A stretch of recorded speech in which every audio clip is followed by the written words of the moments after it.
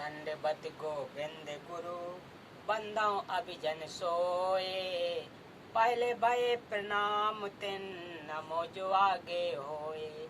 गुरु को कीजे दंडवत कोट कोट प्रणाम। कीट न जाने ब्रंग को यो गुरु कर आप समान। सत साहिब। हाँ तो श्रोता बंधुओं, आज मैं आप लोगों के सामने भक्त हो नियत का पूरा यही प्रसंग अभी मजा आएगा ना भिड़ो। सुल्तान अधम ने एक साधु की कुटिया देखी जो कई वर्षों से उस स्थान पर साधना कर रहा था। इब्राहिम उसके पास गया।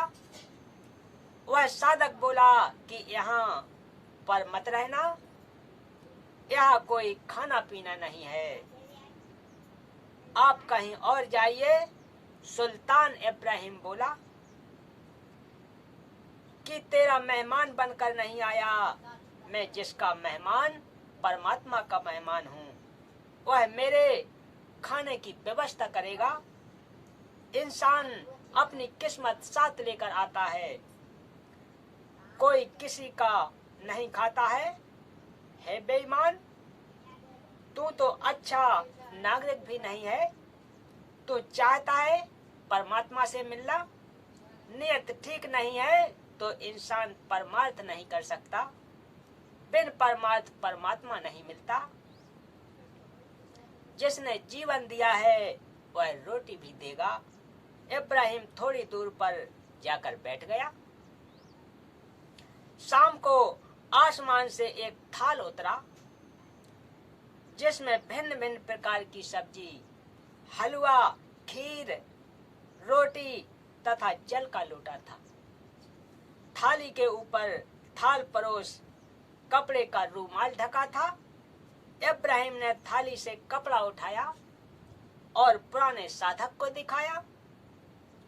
उस पुराने साधक के पास आसमान से 2 रोटी, वे भी जौ के आटे की, और 1 लोटा पानी आए। यह देखकर पुराना साधक नाराज हो गया कि हे प्रभु, मैं तेरा भेजा हुआ भोजन नहीं खाऊंगा। आप तो भेदभाव करते हो, मुझे तो सूखी जौ की रोटी, इब्राहिम को अच्छा खाना पुलाव वाला भेजा जाता है। परमात्मा ने आकाशवाणी की कि हे भक्त, यह इब्राहिम एक धनी राजा था। इसके पास अरब खरब खजाना था। इसकी 16,000 रानियां थीं, बच्चे थे, अमीर मंत्री तथा दीवान थे, नौकर नौकरानियां थीं। यह मेरे लिए ऐसे ठाट छोड़कर आया है, इसको तो क्या ना दे दूं। तू अपनी औकात देख, तू एक घसियारा था, सारा दिन घास खोदता था, तब 1 टका मिलता था।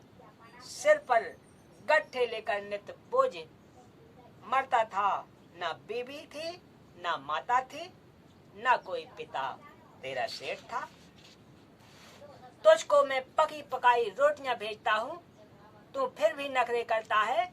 यदि तू मेरी रजा में राजी नहीं है तो कहीं और जा बैठ। यदि भक्ति से विमुख हो गया तो तेरा घास खोदने का खुरपा और बांधने की जाली रखी, जा खोद घास और खा। यदि परमात्मा से कुछ हासिल करना है तो मेरी रजा से बाहर कदम मत रखना। भक्त में यदि अभिमान है तो वह परमात्मा से दूर है। यदि बंदगान भगवान के भक्त में इज्जत, आदर, सम्मान अधीनी है तो वह परमेश्वर के करीब है। सुल्तान अधम ने परमेश्वर से अर्ज की कि हे दाता, मैं मेहनत करके निर्वाह करूंगा, आपकी भक्ति भी करूंगा। आप यह भोजन ना भेजो, रूखी सूखी खाकर मैं आपके चरणों में बना रहूंगा।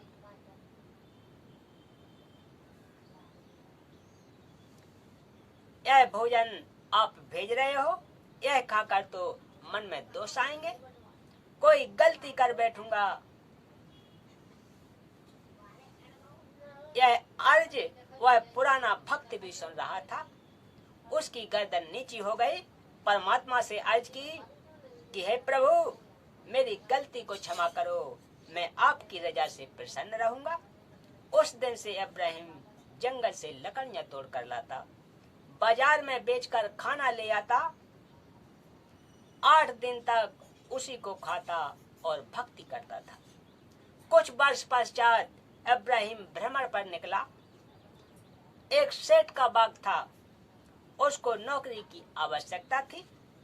सुल्तान को पकड़कर बाग की रखवाली के लिए रख दिया। 1 वर्ष पश्चात सेठ बाग में आया। उसने इब्राहिम से अनार लाने को कहा। अनार लाकर सेठ को दे दिए। अनार खट्टे थे। सेठ ने कहा, तेरे को 1 वर्ष में यह भी पता नहीं चला कि मीठे अनार कैसे होते हैं।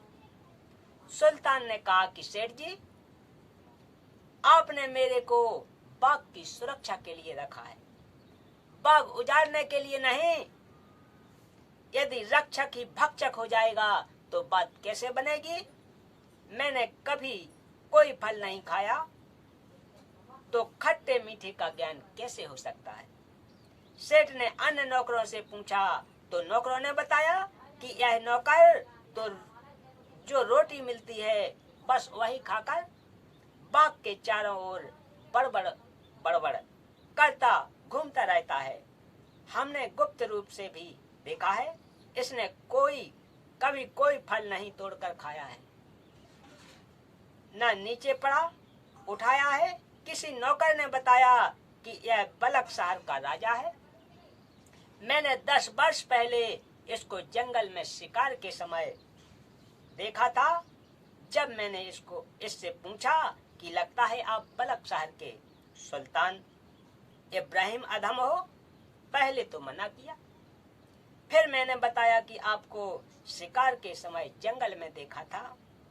आपकी सेना में मेरा साला याकूब बड़ा अधिकारी है। उसने बताया कि राजा ने संन्यास ले लिया है, उसका बेटा गद्दी पर बैठा है। तब इसने कहा कि किसी को मत बताना। सेठ ने चरणों में गिरकर क्षमा याचना की और ढेर सारा धन देकर कहा कि आप यह धन लेकर अपना निर्वाह करो, भक्ति भी करो, मेरे घर रहो या बाग में महल बनवा दूं, यहाँ रहकर भक्ति करो। सुल्तान धन्यवाद कहकर चल पड़ा। बोलिए सत्य।